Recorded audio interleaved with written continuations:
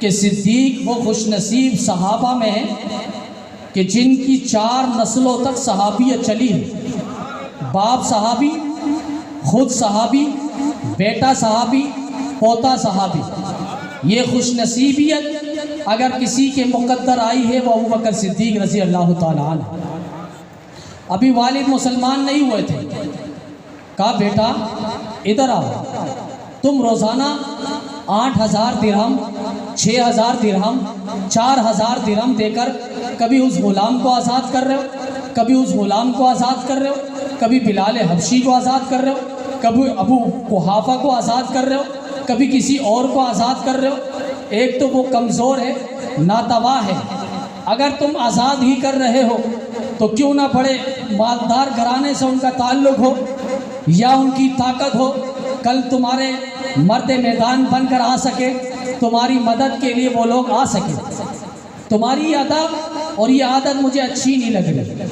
والد نے تنقید کی، والد کو حق ہوتا ہے بیٹے پر تنقید کرے، والد کو حق ہوتا ہے بیٹے کو مار بھی دے، تھپڑ رسید کر دے، لیکن یہاں ابوبکر صدیق کو یہ بات سمجھ نہیں آئی، فوراً در اقدس پہ حاضر ہوئے، نبی علیہ السلام سے بات کی اور کہا کہ آقا آپ کو تو معلوم ہے میں یہ غلام آزاد کر رہا ہوں صرف للہ فی اللہ، اللہ کے لیے، لیکن میرے والد کہہ رہے ہیں مجھے یہ تیری عادت اچھی نہیں لگتی۔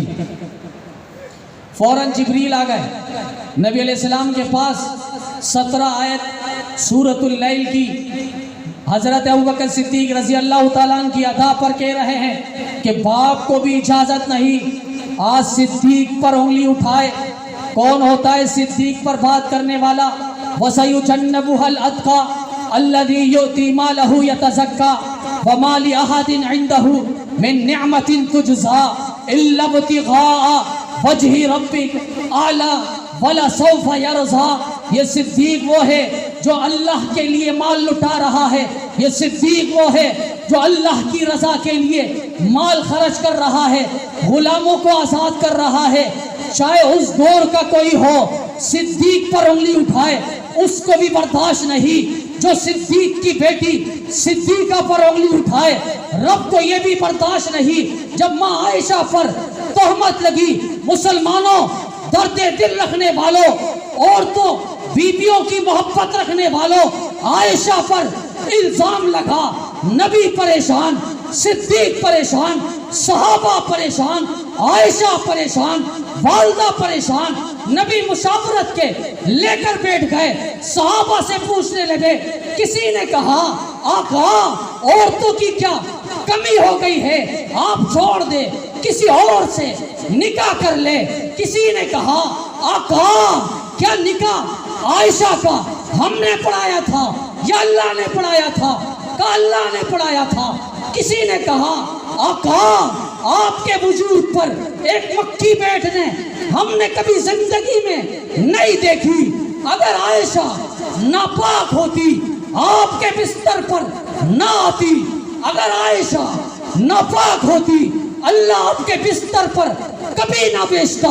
ہائے ربا، وہاں پر بھی الزام لگا تھا حضرت اماں مریم پر، لیکن بچے نے گواہی دی، وہ بچہ حضرت عیسیٰ کی شکل میں تھے۔ وہاں حضرت یوسف پر الزام لگا، پنگوڑے میں لیٹے ہوئے بچے نے گواہی دی۔ آج یہاں پر بھی تو ہو سکتا تھا نا کہ وہ درخت گواہی دے دے، وہ اونٹ جس اونٹ پر عائشہ سوار ہوئی تھی وہ اونٹ گواہی دیتے، وہ چاند کی روشنی بولتے، ستاروں کی روشنی بولتے، کوئی موسم بتا دیتا، کوئی آسمان سے فرشتہ اتر کر عائشہ کی عفت پر گواہی دیتا، لیکن رب کو یہ گوارا نہ ہوا۔ 18 آیتیں سورۃ النور رب نے نازل کر دی۔ کیوں؟ رب بتانا چاہتا تھا عائشہ پر بھونکنے والا لعنتی، مردود، زندیق، کافر، خنزیر، لعین، منافق ہر زمانے میں، ہر شہر میں، ہر بستی میں موجود ہوں گے. عائشہ کی برات اس کتاب پر کر دوں گا جو کتاب ہر زمانے میں موجود ہوگی, شہر میں بھی موجود ہوگی, بستی میں بھی موجود ہوگی. صبح صاحب بھی تلاوت کریں گے, بچے بھی تلاوت کریں گے. تراویح میں بھی عائشہ کی تطہیر کی گواہی ہوگی. سبحانک ھذا بہتان عظیم. یہ عائشہ پاک ہے, پاک ہے, پاک ہے. نبی کو اللہ نے کہہ دیا ان تستغفر لہم 70 مرۃ فلن یغفر اللہ لہم.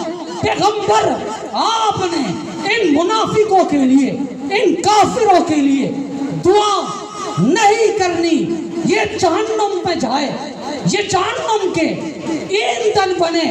آج ہم نے اسی اللہ کی سنت کو زندہ کرتے ہوئے کریا کریا بستی بستی عصمت صحابہ کا علم لے کر پھر رہے ہیں. یہ ایسے ہی نہیں, ہم نے جانے دی ہے. میرا حق نواز عائشہ کے دوپٹے پہ کٹا ہے, میرا ایثار اپنی جوانی لٹا چکا ہے. میرا ضیاء الرحمان اپنی جسم کو بوٹیاں بوٹیاں کروا چکا ہے. 1 سے لے کر 10,000 تک, 8 سال کے بچے سے لے کر 80 سال کے بوڑھے تک ہم نے قربانیاں دی رب کے سنت کو زندہ کرتے ہوئے. آج پوری دنیا کفر کو یہ پیغام دے رہے ہیں. یہ جذبہ ہم سے نہیں چھین سکتے تم. یہ پیغام دے رہا ہوں, پیغام دے رہا ہوں. جسے صدیق کی صداقت کا اعتراف نہیں, لاکھ سجدے کرے یہ گناہ معاف نہیں. اپنے دل میں بغض صدیق ہو, بدن پہ حج کا لباس تیرے نصیب کے چکر ہے, یہ طواف نہیں.